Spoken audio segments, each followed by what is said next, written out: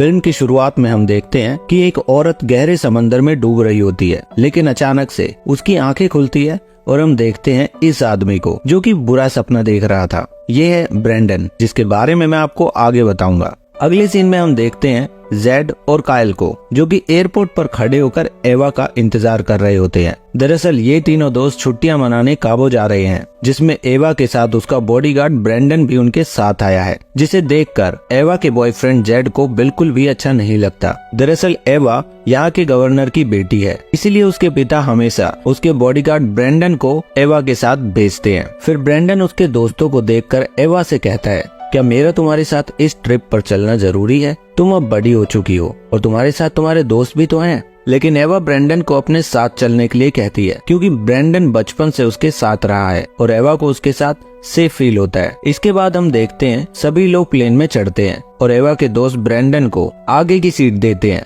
और खुद पीछे जाकर बैठ जाते हैं। फिर जब प्लेन टेक ऑफ करता है तो कायल कहता है, हमारी ये ट्रिप बहुत मजेदार होने वाली है। फिर कुछ देर बाद एवा थोड़ी टेंशन में होकर कहती है और पूछती है, ये फ्लाइट इतनी खाली क्यों है? इस पर कायल उसे डराने की कोशिश करता है और कहता है, क्योंकि ये प्लेन बहुत पुराना है और कोई भी अपनी जान का रिस्क नहीं लेना चाहता। ये बात सुनकर एवा थोड़ी और घबरा जाती है, तो जेड उसे समझाता है और कहता है, इसकी बातों पर तुम ध्यान मत दो, ये बस मजाक कर रहा है। हमारी फ्लाइट अर्ली मॉर्निंग की है, इसीलिए खाली है। फिर कुछ देर बाद अचानक से एक पक्षियों का झुंड प्लेन के इंजन से आकर टकराता है, जिसकी वजह से प्लेन में टर्बुलेंस पैदा होती है और प्लेन में बैठे सभी लोग थोड़ा घबरा जाते हैं। तभी फ्लाइट अटेंडेंट आता है, जिसका नाम है डेनिलो। वो सभी को बताता है कि घबराने की कोई बात नहीं है, सब कुछ ठीक है। फिर हम देखते हैं रोज को, जो कि अपने नाना नानी के साथ काबू जा रही होती है। वो प्लेन की खिड़की में से देखती है कि प्लेन के इंजन में आग लग चुकी है। ये देखकर वो बहुत घबरा जाती है और तभी प्लेन के इंजन में से एक मेटल का पार्ट टूटकर प्लेन की खिड़की पर लगता है, जिसकी वजह से प्लेन में वैक्यूम क्रिएट हो जाता है और एक साइड से बड़ा सा छेद हो जाता है और फिर एक एक करके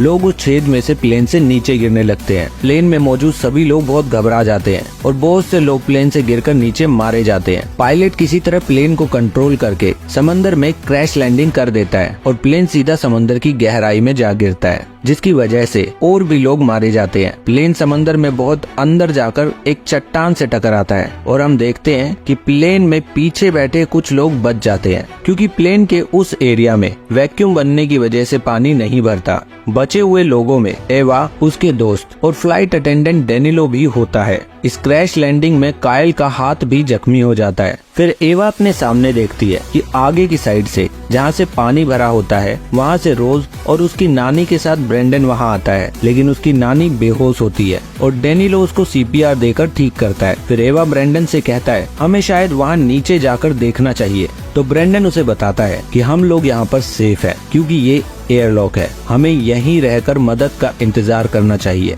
तो इस पर डेनिलो उन्हें बताता है कि प्लेन क्रैश होने से पहले डेफिनेटली पायलट का रेडियो कांटेक्ट हुआ होगा, तो हमारी हेल्प के लिए कोई ना कोई जरूर आएगा। फिर ब्रेंडन डेनिलो से बोलता है, हमें ऑक्सीजन की जरूरत पड़ेगी, तुम्हारे पास कितना ऑक्सीजन होगा? अभी हमारे पास 2 ऑक्सीजन टैंक है, मैं लेकर आता हूँ। लेकिन वो दोनों ऑक्सीजन टैंक खाली होते हैं, जिस पर डेनिलो को अपने सहकर्मी पर बहुत गुस्सा आता है, क्योंकि उसके सहकर्मी ने फ्लाइट से पहले टैंक्स में ऑक्सीजन चेक नहीं की थी। फिर रोज की नानी कहती है, मैंने वहाँ पीछे एक आदमी देखा था जिसके पास मेडिकल ऑक्सीजन टैंक था। ये सुनकर ब्रेंडन वो ऑक्सीजन टैंक लेने फिर से पानी में जाता है और वो ऑक्सीजन टैंक लेकर वापस आने लगता है, लेकिन तभी एक खतरनाक शार्क वहाँ आती है और उस पर हमला कर देती है। वहीं दूसरी तरफ वो लोग ब्रेंडन का इंतजार कर रहे होते हैं। तभी ब्रेंडन पानी से बाहर निकलता है और उन्हें वो ऑक्सीजन टैंक देता है, लेकिन ब्रेंडन के पेट से बहुत ज्यादा खून निकल रहा होता है। ये देखकर एवा तुरंत ब्रेंडन के पास जाने लगती है, लेकिन ब्रेंडन उसे रोक देता है। तभी वो शार्क पानी के अंदर से ब्रेंडन पर फिर से हमला करती है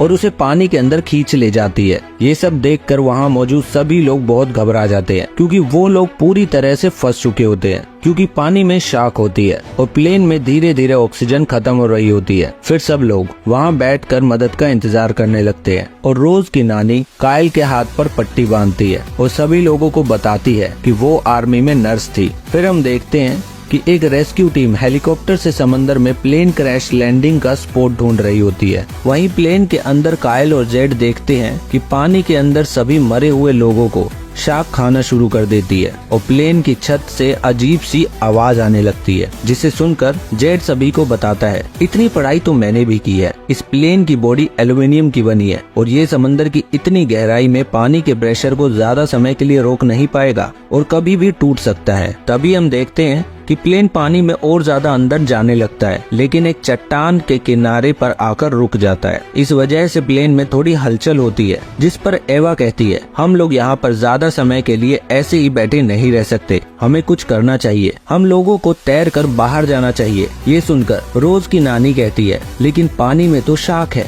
तो रोज भी बोलती है, मैंने स्कूल में पढ़ा है कि शार्क बबल से दूर रहती है। फिर जेड भी कहता है, लेकिन हम लोग बिना ऑक्सीजन के पानी में नहीं जा सकते। फिर काइल भी उन्हें बताता है कि मैंने एयरपोर्ट पर एक ग्रुप को देखा था जिनके पास एक हरे रंग के बैग में डाइविंग का सामान था और वो लोग इसी प्लेन में चढ़े थे। फिर एवा कहती है, हमें एटलीस्ट ट्राई तो करना चाहिए। वहीं रेस्क्यू टीम को समंदर में प्लेन के टूटे हुए पार्ट्स दिख जाते हैं, जिससे उन्हें प्लेन क्रैश की लोकेशन का पता लग जाता है। फिर हेलीकॉप्टर से 2 डाइवर समंदर में उतरते हैं और उनके पास सिर्फ 15 मिनट का समय होता है समंदर में क्रैश प्लेन को ढूंढने के लिए, क्योंकि वो हेलीकॉप्टर से काफी देर से समंदर के ऊपर चक्कर लगा रहे थे, जिसकी वजह से हेलीकॉप्टर में बहुत कम फ्यूल बचा था। फिर वो डाइवर्स समंदर के अंदर प्लेन को ढूंढ लेते हैं और एवा और उसके साथी भी खिड़की में से डाइवर्स को देख लेते हैं। वो दोनों एक दूसरे को इशारा करते हैं और तभी एक डाइवर के पीछे एवा को शार्क दिखाई देती है और वो लोग उसे बताने की कोशिश भी करते हैं कि उसके पीछे एक शार्क है, लेकिन डाइवर को कुछ समझ नहीं आता और इतने में ही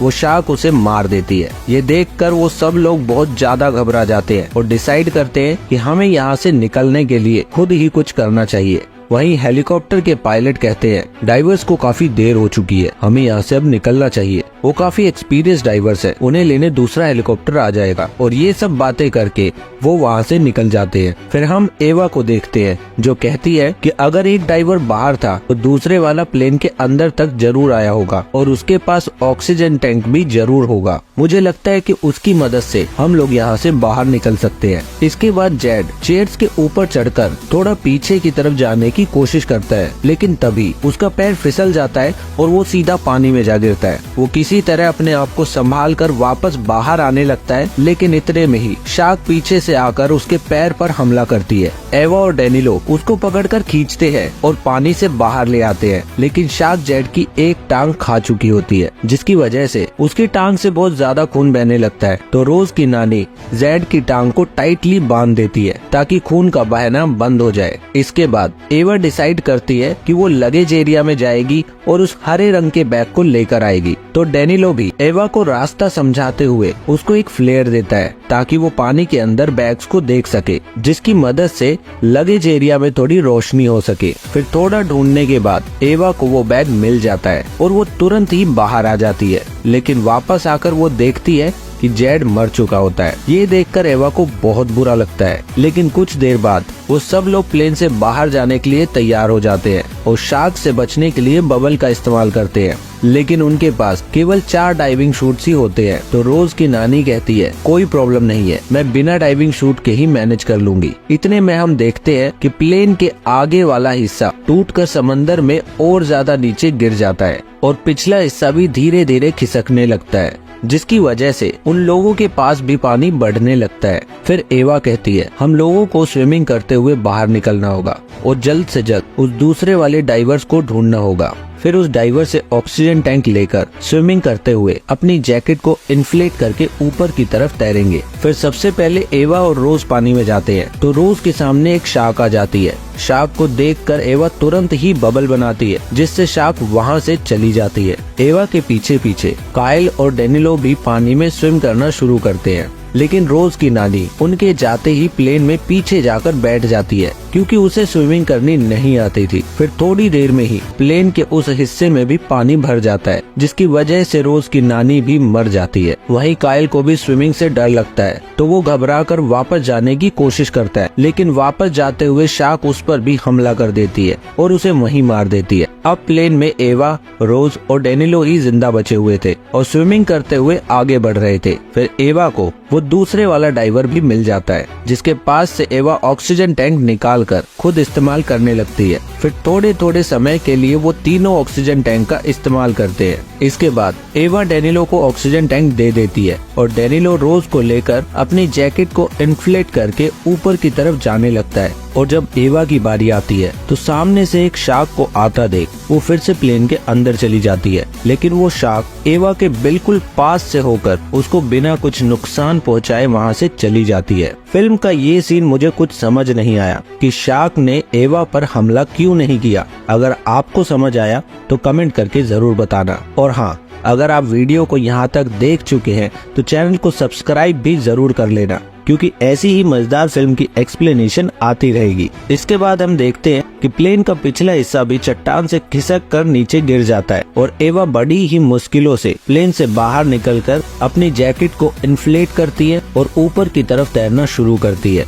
लेकिन ऑक्सीजन न होने की वजह से वो आधे रास्ते में ही बेहोश हो जाती है। लेकिन लाइफ जैकेट की वजह से वो ऊपर तक पहुंच जाती है और ऊपर आकर जब उसे खुली हवा मिलती है तो कुछ देर बाद उसे होश आ जाता है। होश आते ही वो डेनिलो और रोज को आवाज लगाने लगती है, लेकिन वो लोग वहाँ नहीं होते। एवा को समंदर में रोज का फेवरेट टेडी भी मिलता है। फिर थोड़ी देर बाद ही रेस्क्यू टीम वहाँ आकर एवा को बचा लेती है। फिर जब एवा हेलीकॉप्टर में होती है तो डेनिलो और रोज वहाँ पर पहले से मौजूद होते हैं। रोज एवा से पूछती है मेरी नानी कहाँ है, तो एवा बहुत दुखी मन से उसकी तरफ इशारा करती है कि अब तुम्हारी नानी नहीं रही। तो रोज एवा के गले मिलकर रोने लगती है और ये फिल्म यहीं पर खत्म हो जाती है। इस फिल्म से हम लोगों को ये सीख मिलती है कि हमें किसी भी परिस्थिति में हार नहीं माननी चाहिए और हर मुसीबत और बुरे वक्त का डट के सामना करना चाहिए।